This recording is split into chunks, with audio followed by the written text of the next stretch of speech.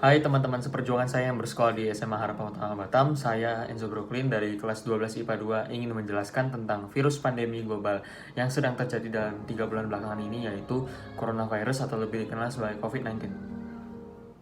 Nah, dimulai dari pengertiannya sendiri, coronavirus atau virus corona adalah virus yang menginfeksi saluran pernapasan ringan hingga sedang. Sedangkan penyakitnya sendiri yaitu COVID-19 adalah penyakit menular yang berasal dari coronavirus yang baru saja ditemukan dalam 3 bulan belakangan ini. Sebagian besar orang yang terinfeksi dari virus COVID-19 ini akan mengalami penyakit pernapasan ringan dan sembuh tanpa memerlukan perawatan khusus. Namun orang yang lebih tua dan mereka yang memiliki masalah medis mendasar seperti penyakit kardiovaskuler, diabetes, penyakit pernapasan kronis, dan kanker akan lebih mungkin mengembangkan penyakit ini menjadi penyakit yang lebih serius.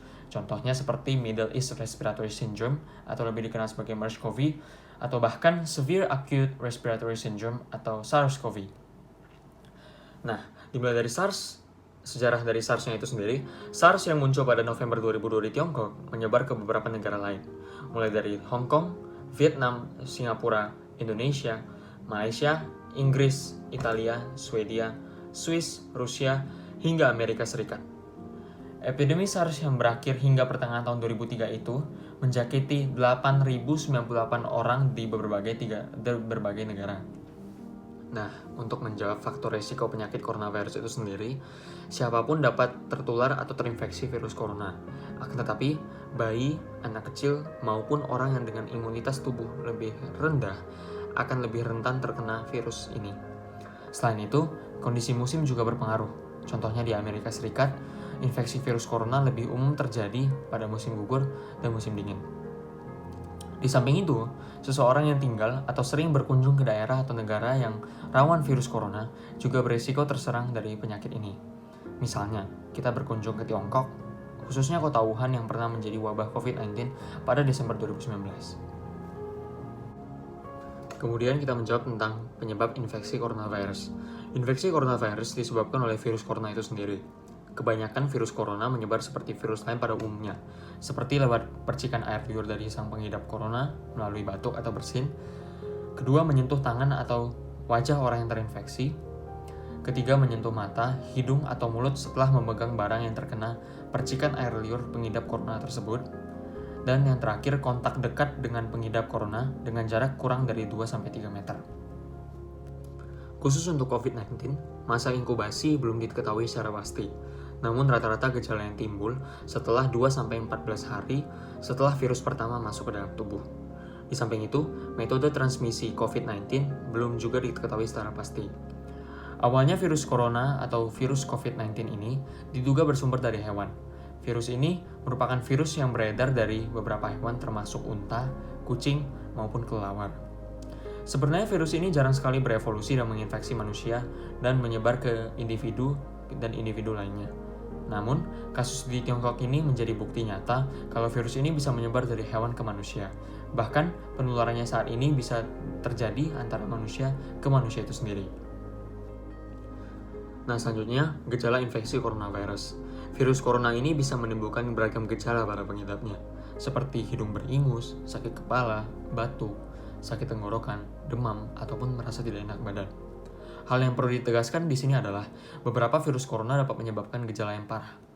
Infeksinya dapat berubah menjadi bronkitis dan pneumonia yang mengakibatkan gejala seperti yang pertama, demam yang cukup tinggi bila pasien mengidap pneumonia.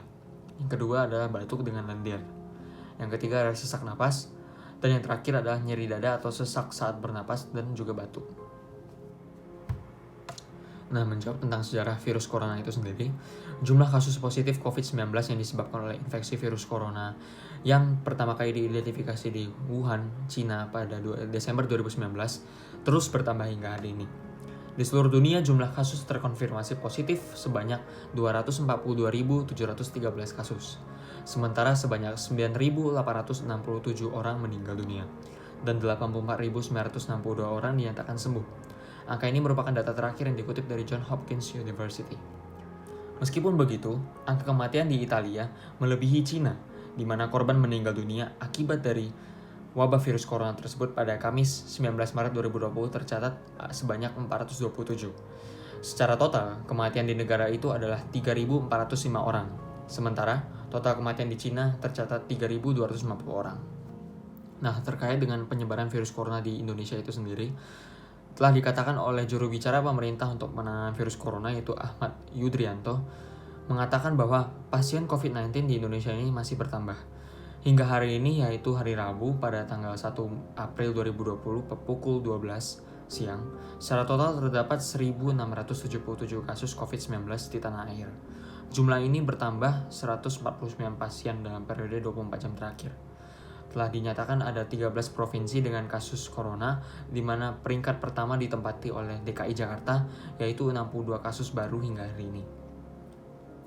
Dampak dari pandemi COVID-19 itu sendiri mulai bisa dirasakan oleh kita, kalangan masyarakat, di mana kita mulai kekurangan alat-alat medis atau alat kesehatan seperti masker, tisu basah, hand sanitizer, sabun, maupun bahan pangan lainnya.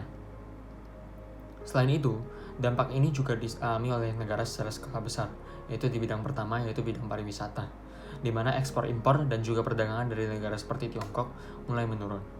Yang kedua, dari bidang ekonomi yaitu melemahnya nilai mata uang rupiah. Nilai mata uang kita, rupiah, sudah mendekati 17.000 US dollar, yaitu secara spesifik 16.500. Yang ketiga, secara ekonomi global, dana moneter dunia atau lebih dikenal sebagai International Monetary Fund atau IMF bahkan memprediksi jika ekonomi global akan tumbuh negatif pada tahun ini. Angka ini jauh di bawah dari angka proyeksi sebelumnya, yang mana ekonomi global diprediksi tumbuh di atas 3% tahun ini, tahun 2020. Selanjutnya membahas tentang pengobatan infeksi coronavirus. Dapat dipastikan bahwa tidak ada perawatan khusus untuk mengatasi infeksi virus corona. Umumnya, pengidap akan pulih dengan sendirinya. Namun, ada beberapa upaya yang bisa dilakukan untuk meredakan gejala infeksi virus corona. Contohnya adalah minum obat yang hijau bebas untuk mengurangi rasa sakit, demam, dan batuk. Yang kedua, gunakan pelembab ruangan ataupun mandi air panas untuk membantu meredakan sakit tenggorokan dan batuk. Kemudian kita harus perbanyak istirahat, perbanyak asupan cairan tubuh, dan jika merasa khawatir dengan gejala-gejala yang dialami, segeralah hubungi penyedia layanan kesehatan terdekat. Khusus untuk virus corona yang menyebabkan penyakit serius seperti SARS, MERS, maupun novel coronavirus, penanganannya akan disesuaikan dengan penyakit yang diidap dan kondisi pasien. Yang terakhir yang kita bahas adalah pencegahan infeksi coronavirus. Sampai saat ini dapat dipastikan belum ada vaksin untuk mencegah infeksi coronavirus. Namun setidaknya ada beberapa cara yang bisa kita lakukan untuk mengurangi resiko terjangkit virus ini. Berikut ada upaya yang bisa kita lakukan. Pertama adalah sering-seringlah mencuci tangan dengan sabun dengan air selama 20 detik hingga bersih. Mengapa? Karena kita tidak tahu berapa banyak kuman dan bakteri yang disentuh oleh tangan kita. Oleh karena itu, dengan rajin mencuci tangan, maka dapat efektif membunuh kuman atau bakteri agar tidak tinggal dalam tubuh kita. Yang kedua adalah hindari menyentuh wajah, hidung ataupun mulut saat tangan dalam keadaan kotor ataupun belum dicuci. Yang ketiga adalah hindari kontak langsung atau berdekatan dengan orang yang sakit. Yang keempat adalah hindari menyentuh hewan atau unggas liar. Yang kelima adalah membersihkan dan mensterilkan pembukaan benda yang sering kita gunakan, seperti misalnya buku, gadget, maupun meja. Kemudian adalah tutup hidung dan mulut ketika bersin atau batuk dengan tisu. Kemudian buanglah tisu dan cuci tangan hingga bersih. Kemudian kita jangan keluar rumah dalam keadaan sakit. Seperti yang diinstruksikan oleh pemerintah dalam langkah pencegahan penyebaran virus COVID-19 ini, maka sebaiknya kita tidak keluar rumah apabila tidak ada yang diperlukan. Kemudian apabila benar-benar berdesakan dan harus keluar rumah, kenakanlah masker dan segera berobat ke fasilitas kesehatan apabila ada gejala-gejala yang timbul.